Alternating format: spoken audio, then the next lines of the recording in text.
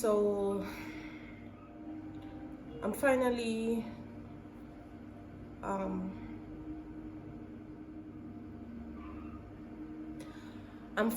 sitting down to open up and speak about what has been happening in my family for the past 10 days. Hi guys, you're welcome back to my YouTube channel. Dr. Bella here. I hope the Lord has been good to you, your friends, your family, and your loved ones. And if this is the first time I'm all up on your screen, hi. You're welcome to the Blessed Family. Please click the subscribe button and join the Blessed Family. God bless you. Amen. 10 days ago, exactly on Easter Sunday, I had come back from work. It was around 9 o'clock in the morning. I was post-call, so I couldn't go to church, and I saw some notifications from her until I picked up my phone, went through her messages, read the messages she typed, and listened to the voice notes she sent on WhatsApp. And it was like some walls. I don't know how to describe the feeling. I was mad at the same time, sad at the same time, scared at the same time, terrified, more than mortified that something was happening to her. I didn't know how long she had texted me. I didn't know how long it had been, because in Nigeria and Jamaica the time differences are a lot. I believe the time difference would have been around 6 to 7 hours, and if there was anything that would have been done, it would have happened or be happening. So I sat down.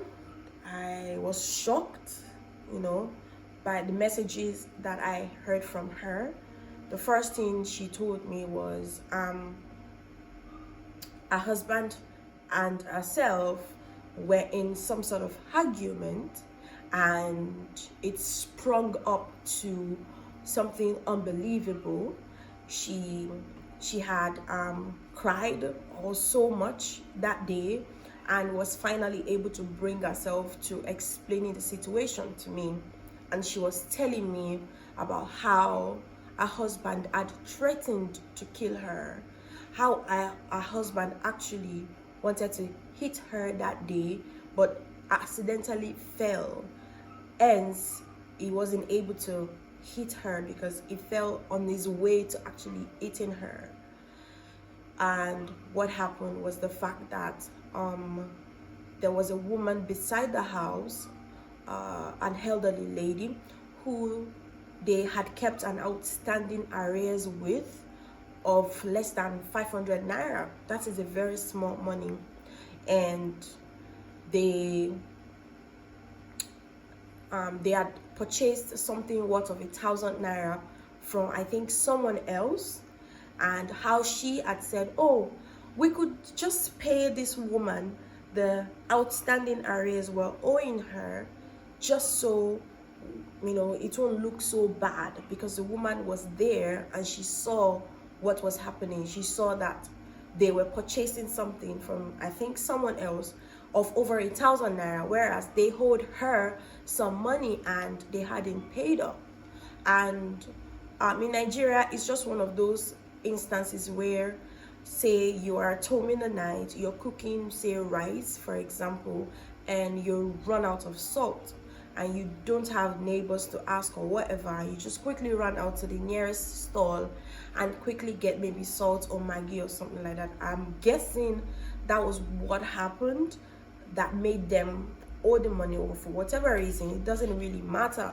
What matters is the fact that she said, I don't really think we should buy something from someone of 1,000 naira, whereby we're owing this woman, and she's an elderly woman. An elderly woman will probably need that money to buy one or two things, and let's pay her up.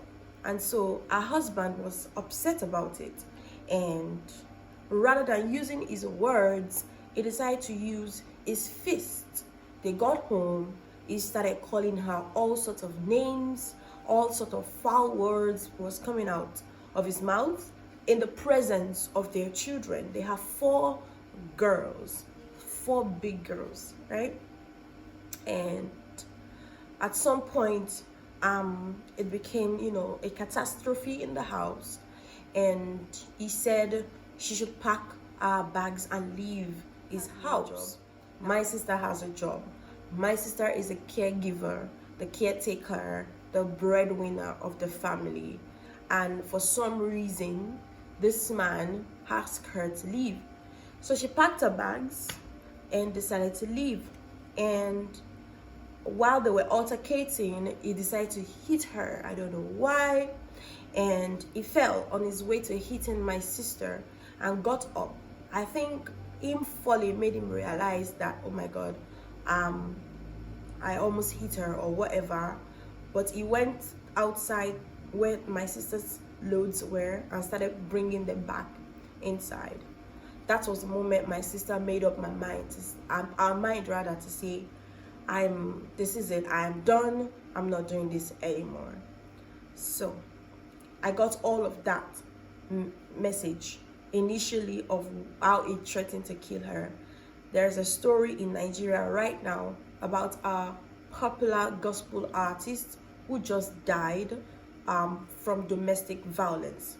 Her husband had been beating her up, and while she was sick, her husband had hit her on her chest. She landed in ICU, and after about, I think, 3 to 4 days, she gave up. And this story has been a pain to most Christians, most lover of music, really, basically, in Nigeria and even outside of Nigeria. And while that story was still hot, I think it's still around, but it's going gradually, but I think it's still very much around, because a lot of people are still mourning that woman. A lot of people are still asking questions about her. And I'm talking of Minister Osinachi. My sister's husband threatened my sister, saying, I will kill you like Osinachi'S husband killed her.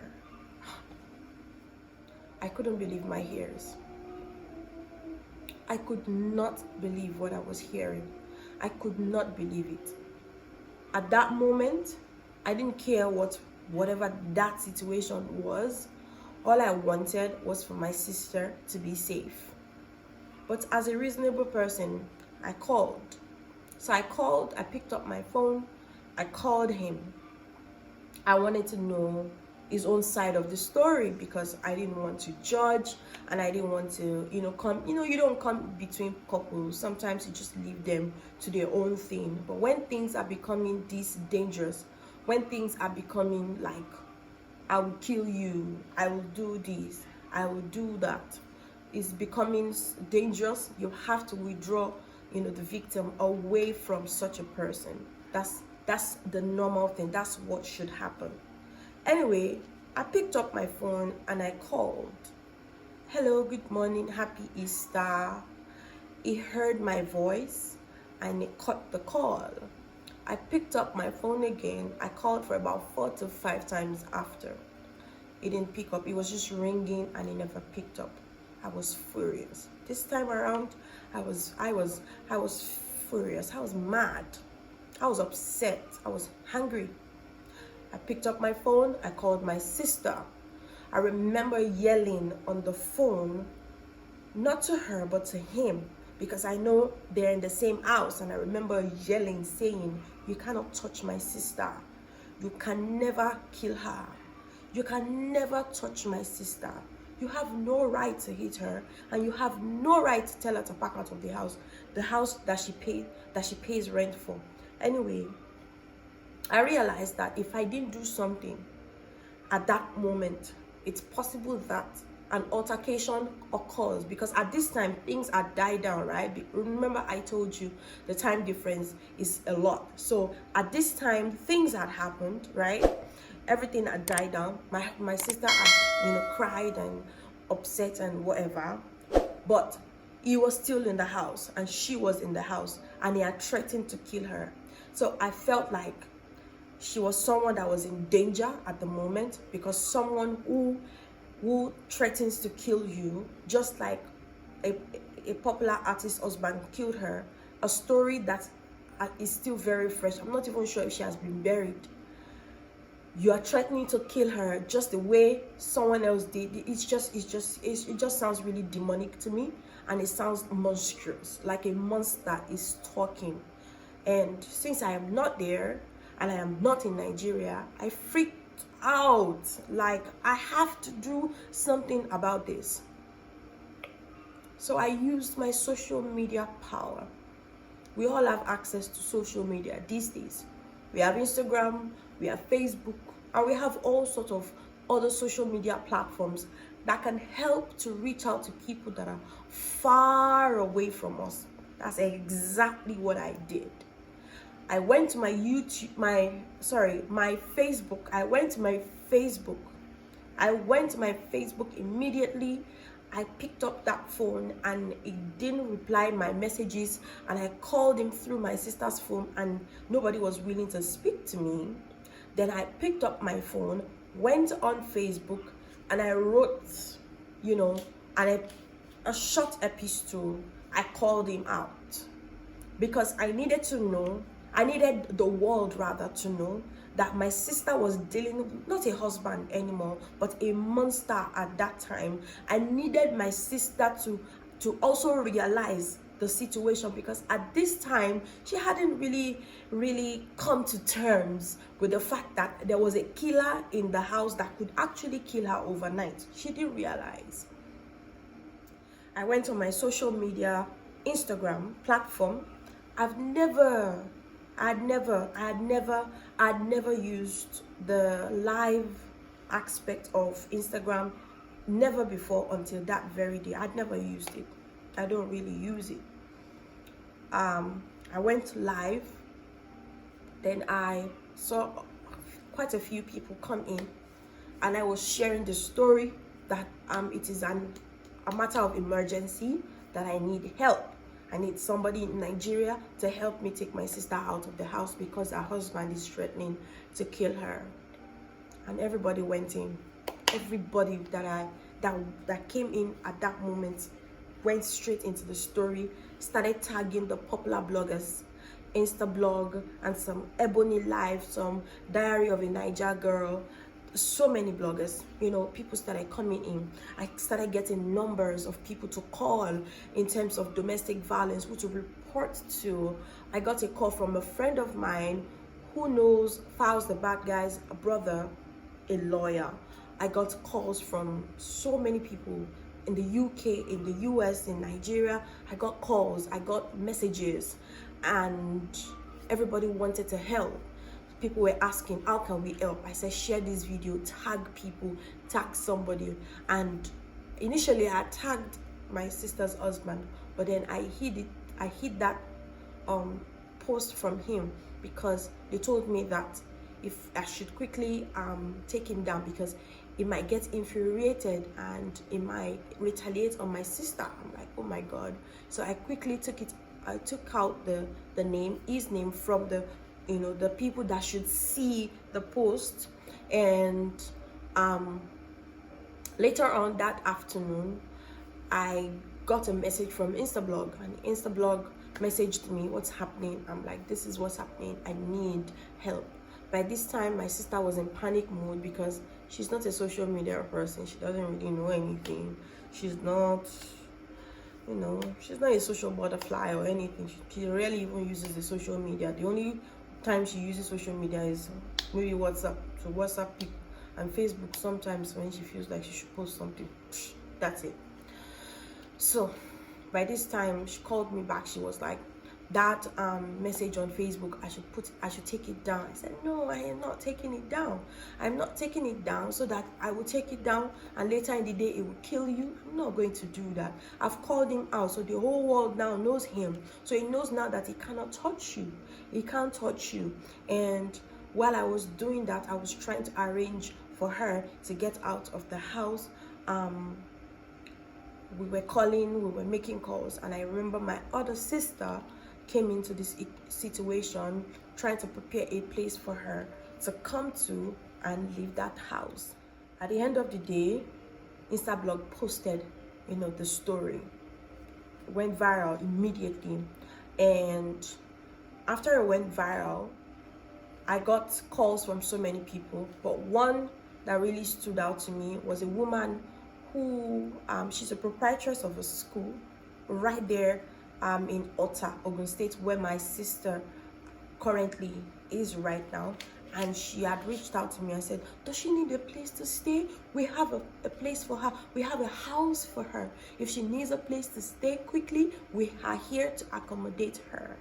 When I told my sister that very night, I don't think she really believed me when I said that, because she was more worried for, oh my God, where are we going to stay? Where are we going to live with this?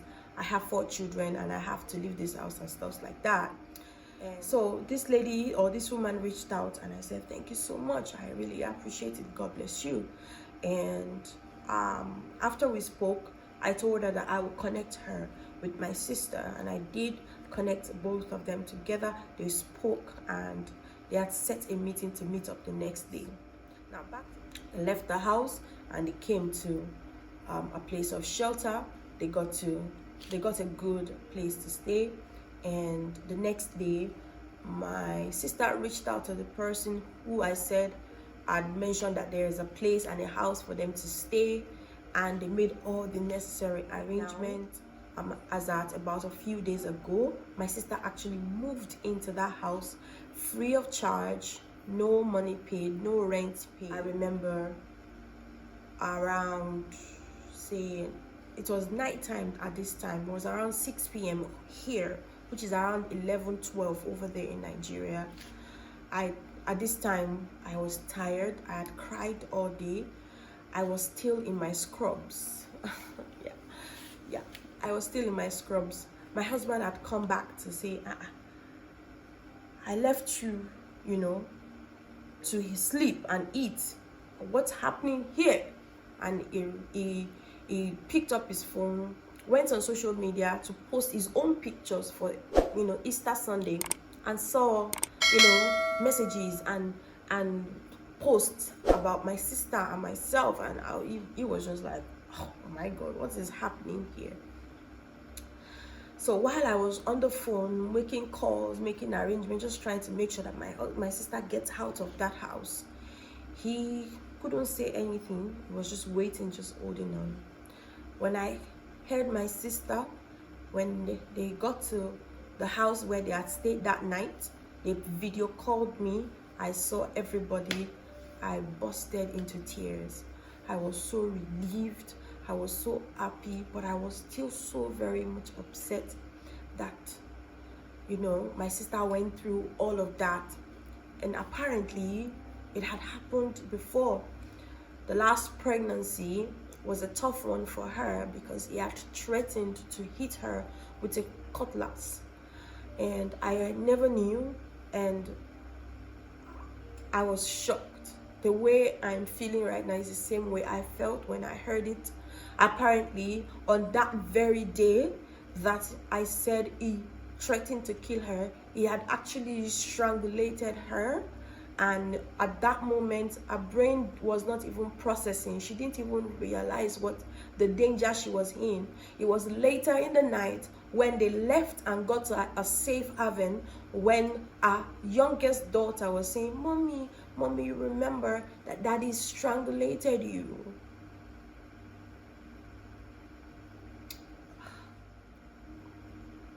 I could have lost her.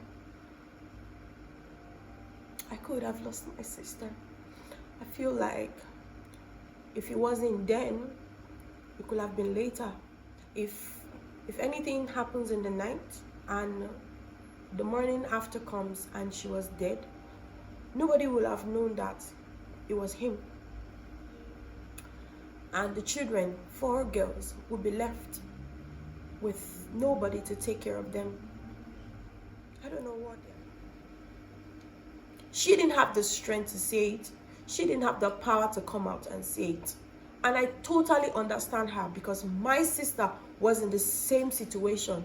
She didn't have the strength to talk. She was only upset when she was sharing what she was sharing with me. She didn't have the intention of saying, oh, maybe, oh, wait, I'm actually definitely going to leave this house today. She wanted to leave. Don't get me wrong. She wanted to go. She had it in mind that I want to leave. I want to be free. I want to be out. I want to be happy. But she didn't have the strength to push through into it. Victims go through this. We can't leave them alone and say, oh, it's couples marriage, so it's couples wahala, it's couples problem, so we don't meddle into it. Yeah, you don't meddle into marital situations, but when it comes to a life, when it involves a life, somebody must do something to save a life. Yes, divorce is not an option. Yes, divorce, God doesn't like it, but God doesn't want you to die either. I don't see anywhere in the Bible where God has said you must die in marriage. Despite the fact that he's beating you, despite the fact that he's kicking you in your belly after childbirth, despite the fact that it will starve you and starve your children and eat all the food in the house. Despite, apparently, this domestic violence problem has eaten deep in our society. Nobody is talking about it, and the people that know about it are keeping quiet. Why? And hey, there are many people who have probably died because of this situation that we just don't know about because they are not popular. Oh, by the way, while I was going up and down trying to make sure that she was out of that house, a lot of people were frowning at me. A lot of people were saying, oh, all this drama on social media, we don't even have time for this. So, this is enough for today. Who are these people? Why do I feel like this is a lie? I don't believe this. I don't kinikon. I don't igba. I don't awo. Listen, no one in their right mind will come to social media and start crying. No one will come and leave all the things that they are supposed to do in this life and come and start crying on social media because they have nothing to do. People do, when I'm not a comedian, when I'm not shooting a skit. So if a story like that comes from someone who, if peradventure you check the page of that person, you see that this is probably a serious-minded person, then you should believe it. And you too, pinch in something and do something, and then the necessary authorities picked it up, and that's it. That's all you had to do. But instead, you stayed behind your data and you said, oh, this is a lie.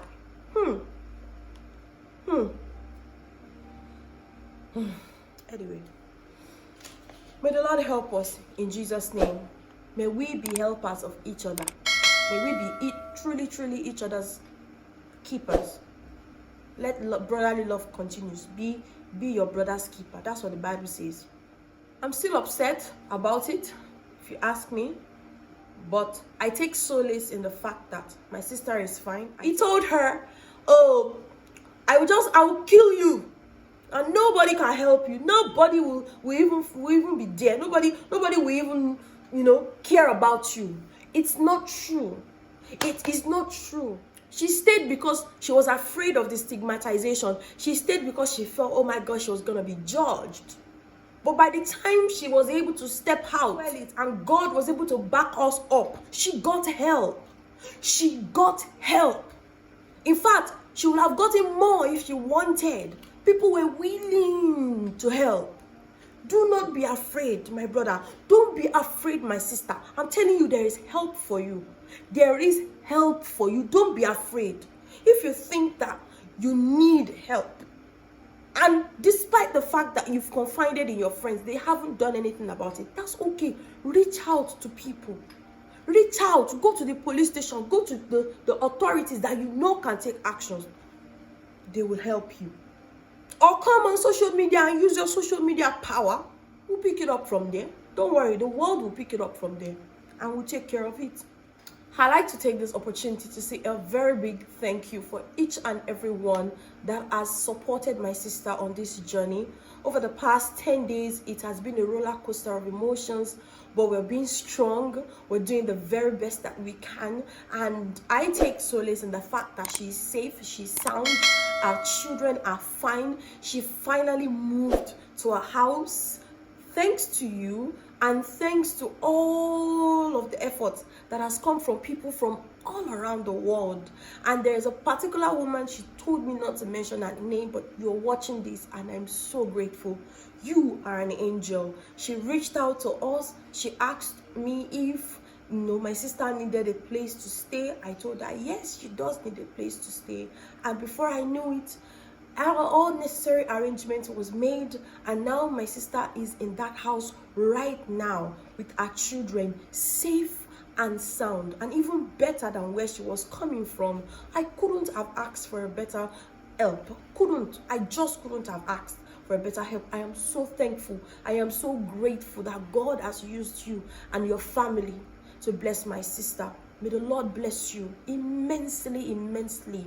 Bless you. May all that you are praying for in secret become testimonies in the open. And for everyone that tagged Instablog, that tagged all other bloggers, that commented, that prayed, that checked up on us, checked up on me, that prayed for my sister, that prayed for our children, I am so thankful to you. I am so grateful for you. God bless you. God bless you. You will not be a victim of circumstances in the mighty name of Jesus. I'm so grateful and I love each and every one of you. Thank you so much. If you haven't subscribed to my YouTube channel, please do so right away. I love you guys. I'm so grateful. Thank you for being a part of the blessed family, and I'll see you in my next video. Bye.